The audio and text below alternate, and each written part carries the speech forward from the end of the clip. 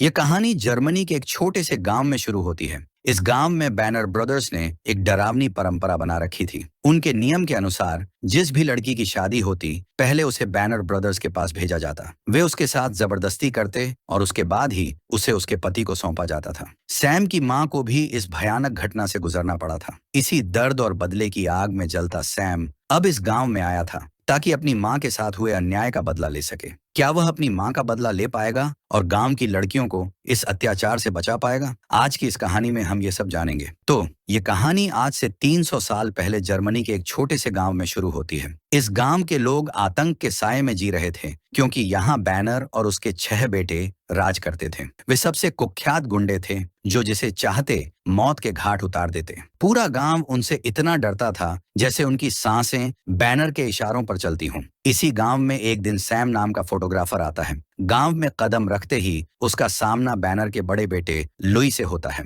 Louis उसे धमकाते हुए कहता है, अगर तुम्हें गांव में रहना है तो हमें रिश्वत देनी होगी। सैम शांति से उसे एक पोटली देता है जिसमें सोने के सिक्के होते हैं। वह लुई से कहता है, मुझे यहाँ 6 महीने तक रुकना है जब तक सर्दियां खत्म नहीं हो जाती। लुई सिक्के देखकर ठहाका लगाता है और कहता है, अब तुम्हें हर महीने हमें ऐसे ही एक पोटली देनी होगी। सैम उसकी शर्त मान लेता है और कहता है कि वह घाटियों की तस्वीरें खींचने आया है। लुई शकभरी नजरों से सैम की बातें सुनता है और उसका सामान जांचने लगता है। इसी बीच लुई का सबसे छोटा भाई फ्रेंच सिक्कों को लेकर अपने पिता बैनर के पास जाता है। बैनर सिक्कों को गौर से देखता है और आदेश देता है कि सैम को गांव में रहने दिया जाए। इसके बाद बैनर के बेटे सैम को गांव में एक पुराना घर देते हैं जहां पहले से ही एक बूढ़ी औरत मारिया और उसकी बेटी पौला रहती थी। बैनर के बेटे उन्हें धमकाते हुए कहते हैं, अब से यह तुम्हारा मेहमान है, इसका अच्छे से ख्याल रखना। अगर इसे कुछ हुआ तो हम तुम दोनों को जिंदा नहीं छोड़ेंगे। बैनर और उसके बेटे वहां से चले जाते हैं, लेकिन पौला सैम के आने से बिल्कुल भी खुश नहीं होती। गुस्से में भरी वह सैम का सामान उठाकर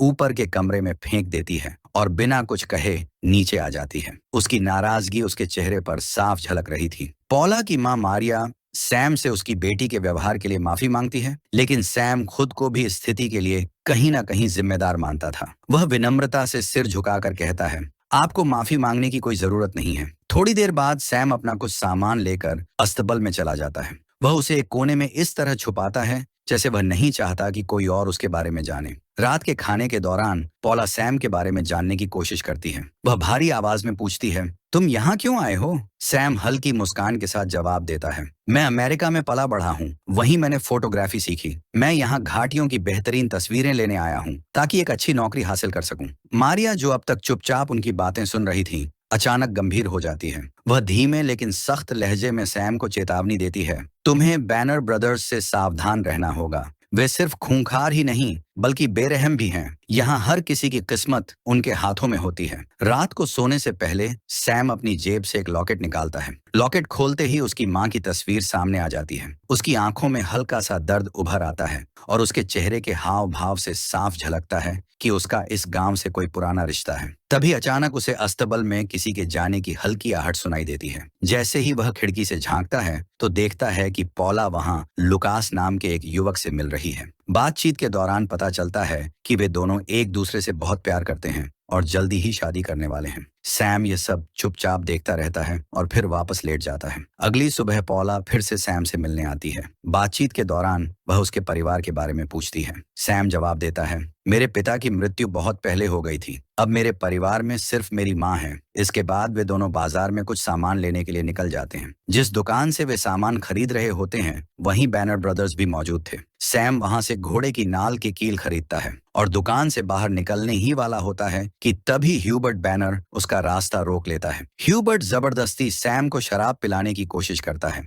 लेकिन जब सैम पीने से मना कर देता है तो ह्यूबर्ट को यह बात बुरी लगती है। अगले ही पल बाकी बैनर ब्रदर्स भी वहां आ जाते हैं और सब मिलकर सैम को पीटना शुरू कर देते हैं। सैम खुद को बचाने की कोशिश करता है, लेकिन 6 आदमियों के सामने ज्यादा देर तक टिक नहीं पाता। वे उसे बुरी तरह मारते हैं और फिर ठहाके लगाते हुए वहां से चले जाते हैं, जैसे यह उनके लिए महज एक खेल हो। अगले दिन सैम घाटियों की तस्वीरें खींचने के लिए निकल जाता है। चलते चलते उसकी नजर चर्च के सामने लगे क्रूस पर पड़ती है। वह उसे देखने लगता है जैसे यह सिर्फ एक लकड़ी का क्रूस नहीं बल्कि उसके अतीत से जुड़ा कोई अहम हिस्सा हो। सैम को गांव में रहते हुए 1 महीना बीत जाता है। सर्दियां अब अपने चरम पर थीं। पूरी घाटी बर्फ की सफेद चादर से ढक चुकी थी और कोहरा इतना घना था कि कुछ ही कदम दूर की चीजें भी दिखाई नहीं दे रही थीं। लेकिन बैनर ब्रदर्स के लिए यह मौसम भी उनकी क्रूरता को रोकने वाला नहीं था। ऊपर घाटी पर बैनर ब्रदर्स पेड़ों को काटकर नीचे फेंक रहे थे। उनका सबसे छोटा भाई फ्रेंच नीचे घाटी में खड़ा था, जबकि बाकी भाई ऊंचाई पर थे।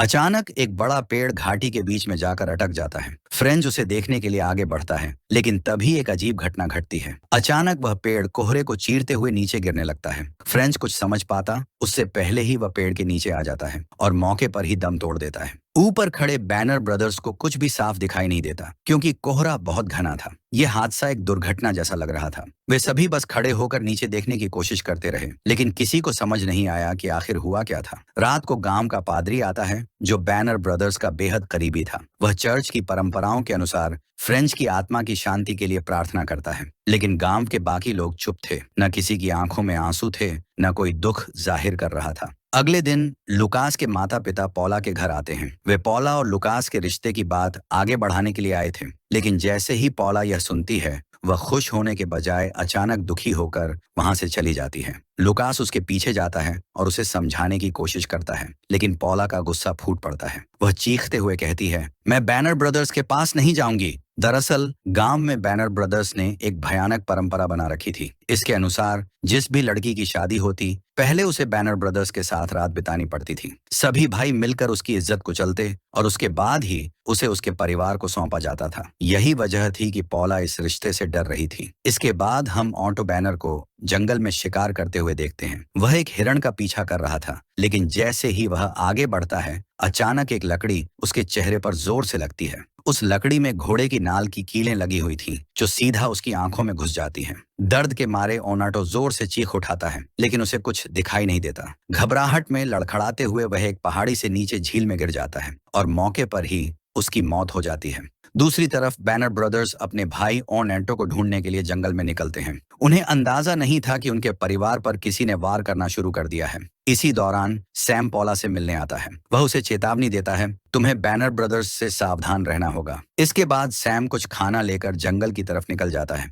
लेकिन इस बार वह अस्तबल से अपनी दुनाली बंदूक भी साथ ले जाता है। उसकी आंखों में अब एक अजीब सी चमक थी, जैसे वह किसी योजना पर काम कर रहा हो। शाम को बैनर ब्रदर्स को ऑन्टो की लाश मिल जाती है। उनका गुस्सा शांतवे आसमान पर था। जब वे ऑन्टो की बॉडी को गौर से देखते हैं, तो उन्हें उसकी आंखों के अंदर घुसी हुई वही घोड़े की नाल की कीलें मिलती हैं। बस अब उन्हें सब समझ आ गया था। इसे मारने वाला कोई और नहीं बल्कि सैम था। चारों भाई गुस्से में उबल रहे थे। वे भेड़ियों की तरह सैम को ढूंढने के लिए पौला के घर में घुस आते हैं, लेकिन सैम तो पहले ही जंगल में जा चुका था। अब कोई भी इस सच्चाई से अनजान नहीं था। सैम वह नहीं था जो दिख रहा था। वह इस गांव में सिर्फ तस्वीरें खींचने नहीं आया था, बल्कि बैनर ब्रदर्स की तस्वीरों पर हार चढ़ाने आया था। कुछ दिन बीत जाते हैं और फिर लुकास और पौला की शादी का दिन आ जाता है। पूरा गांव चर्च में इकट्ठा था, लेकिन पौला की आंखों में खुशी की जगह गहरा डर और उदासी थी। वह जानती थी कि शादी के बाद उसे उस भयानक परंपरा से गुजरना होगा जिसका बैनर ब्रदर्स बेसब्री से इंतजार कर रहे थे। चर्च के बाहर सैम खड़ा था। जैसे ही शादी खत्म होती है और बैनर ब्रदर्स चर्च से बाहर निकलते हैं, सैम तुरंत चर्च के अंदर चला जाता है। वह सीधा पादरी के पास जाता है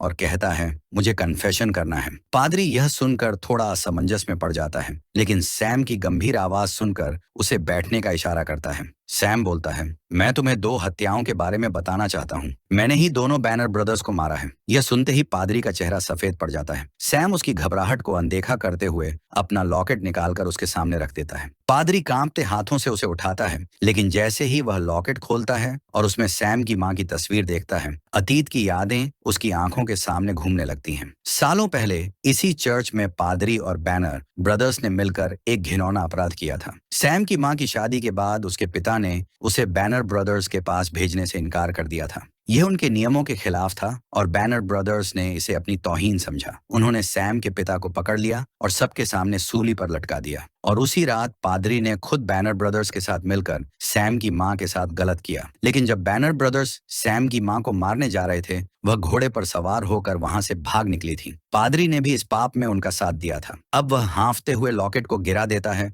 और सैम को देखने लगता है। सैम की आंखों में गुस्सा और बदले की आग थी। पादरी कांपती आवाज में कुछ कहने ही वाला था कि सैम ने अपनी बंदूक निकाली और सीधा उसे गोली मार दी। शादी की रात पूरे गांव में जश्न का माहौल था, लेकिन पॉला की आंखों में खुशी नहीं, सिर्फ डर था। तभी बैनर ब्रदर्स वहां आ धमकते हैं। वे पॉला और लुकास के पास आते हैं और जबरदस्ती पॉला का हाथ पकड़कर उसे डांस करने के लिए घसीटने लगते हैं। पॉला की आंखों से आंसू बहने लगते हैं, लेकिन कोई भी उसकी मदद करने की हिम्मत नहीं करता। जब लुकास अपनी मंगेतर को बचाने के लिए आगे बढ़ता है तो बैनर ब्रदर्स उसे बुरी तरह पीट देते हैं। पॉला चीखती रही, गिड़गिड़ाती रही, लेकिन चारों भाई शैतान की तरह उस पर हंसते रहे। फिर वे उसे जबरदस्ती पकड़कर अपने साथ ले जाने लगते हैं। जंगल के रास्ते में उन्हें सैम मिलता है। उसके हाथ में बंदूक थी और उसकी आंखों में ऐसी आग थी जो किसी को भी राख कर सकती थी। सैम ने सीधा बंदूक लुइस बैनर के माथे पर तान दी और कहा, पॉला को छोड़ दो। लुइस के पास कोई और चारा नहीं था। उसने पॉला को छोड़ दिया और वह रोती हुई भागकर सैम के पीछे आ गई। सैम ने अपनी बंदूक नीचे नहीं की। उसने चारों भाइयों की आंखों में देखा और कहा,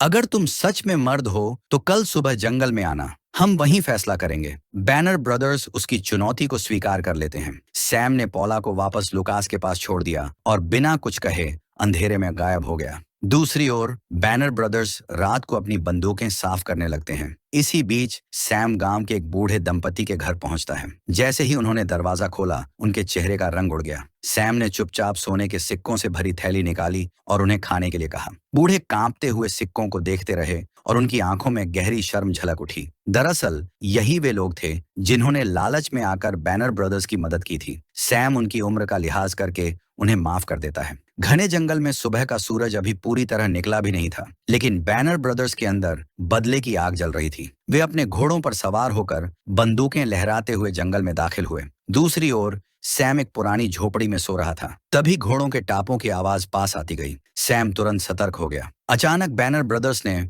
झोपड़ी पर ताबड़तोड़ गोलियां बरसानी शुरू कर दी। गोलीबारी इतनी तेज थी कि लकड़ी की दीवारें चटक गईं, छप्पर उड़ गया और झोपड़ी जलने लगी। पूरे जंगल में गोलियों की गूंज फैल गई। गांव वाले भी सहम गए। बैनर ब्रदर्स को लगा कि सैम मर चुका है। ह्यूबर्ट सबसे आगे बढ़कर अंदर गया, लेकिन तभी सैम अंधेरे से निकला और एक सटीक गोली चलाई। गोली ह्यूबर्ट के सीने को चीरते हुए पार निकल गई। ये देखकर बाकी तीनों भाई सहम गए और पेड़ों के पीछे छिपने लगे। अभी वे संभल भी नहीं पाए थे कि सैम ने झाड़ियों से गोली चलाई। गोली सीधे भागते हुए रूडोल्फ के पैर में लगी। वह दर्द से चिल्लाता हुआ नीचे गिर पड़ा। अब बस एडी और लुई बच गए थे। लुई ने एडी को कवर दिया ताकि वह रूडोल्फ को बचा सके। रूडोल्फ जमीन पर पड़ा अपने आप को बचाने की भीख मांग रहा था। एडी अपने भाई को तड़पता हुआ देख नहीं सका। जैसे ही वह उसे बचाने के लिए पेड़ के पीछे से बाहर निकला, सैम ने ताबड़तोड़ गोली चलाई। गोली एडी के सीने को चीरते हुए पार निकल गई। लुई ने किसी तरह एडी को कवर में खींच लिया और उसे एक बंदूक पकड़ाई और कहा, हम दोनों मिलकर हमला करेंगे, उसे मार गिराएंगे। लुई बोला,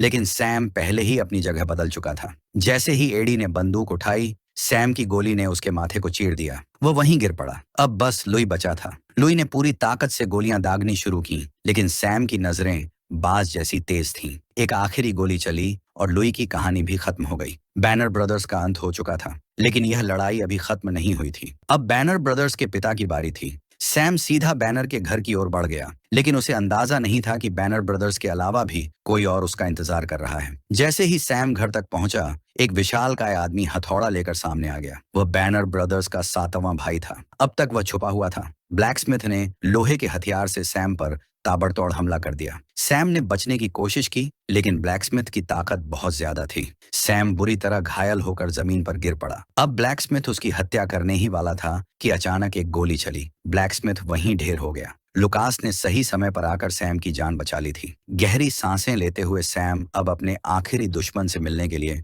घर के अंदर दाखिल हुआ। वहां बूढ़ा बैनर बिस्तर पर लेटा उसका इंतजार कर रहा था। सैम ने अपनी माँ की तस्वीर वाला लॉकेट निकाला और बूढ़े बैनर की ओर फेंक दिया। जैसे ही बैनर ने वह तस्वीर देखी, उसकी आंखें फैल गईं। उसे सब कुछ याद आ गया। उसने सैम को बताया कि वह उसी का नाजायज बेटा है जो उस रात उसकी माँ पर किए गए जुल्म का नतीजा था। बैनर ने कहा, तुमने अपने सौतेले भाइयों की हत्या की। यह सुनकर सैम भावुक हो गया, लेकिन फिर उसे अपनी माँ के साथ हुए अन्याय की याद आई। उसने बूढ़े बैनर को भी खत्म कर दिया।